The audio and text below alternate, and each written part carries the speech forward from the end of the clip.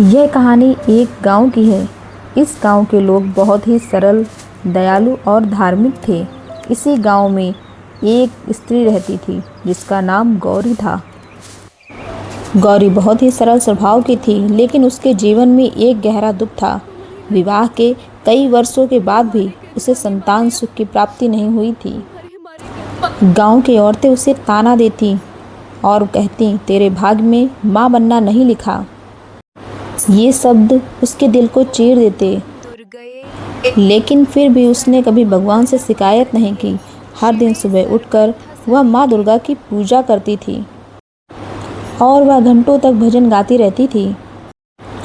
आंखों में आंसू होते, लेकिन विश्वास अटल था। एक दिन नवरात्रि का पावन समय आया। गौरी ने निश्चय किया कि मैं पूरे 9 दिन माँ की सच्चे मन से पूजा करूँगी और यह व्रत रखूँगी। गौरी ने 9 दिन का उपवास किया और वह हर रात माँ से एक ही प्रार्थना करती, माँ मुझे संतान सुख दे दो। मैं अपने बच्चे को भी भक्ति सिखाऊंगी। दिन बीतते गए। 9वीं का दिन आया। गौरी ने पूरे श्रद्धा से हवन किया और थककर मंदिर में ही सो गई और वह मन ही मन माँ से प्रार्थना करने लगी। तभी अचानक एक दिव्य प्रकाश हुआ। पूरा मंदिर रोशनी से भर गया। माँ दुर्गा स्वयं प्रकट हुई। उनकी आंखों में करुणा और ममता थी।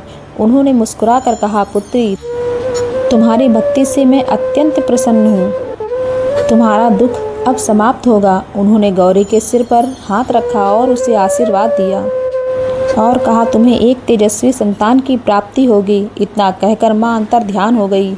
जब सुबह गौरी उठी तो उसे यह सब एक सपना लगा, लेकिन उसके मन में एक अद्भुत शांति थी। माँ की कृपा से जब वह गर्भवती हुई तो पूरा गांव आश्चर्य में पड़ गया। जो लोग उसे ताने देते थे, अब वह उसकी भक्ति की प्रशंसा करने लगे। समय आने पर गौरी ने एक सुंदर और स्वस्थ बालक को जन्म दिया। उसकी खुशी का ठिकाना नहीं रहा। उसने अपने बच्चे का नाम भक्तराज रखा और बचपन से ही माँ दुर्गा की भक्ति सिखाई। और वह हमेशा अपने बच्चे को यह सीख देती थी कि सच्ची श्रद्धा और धैर्य का फल हमें जरूर मिलता है।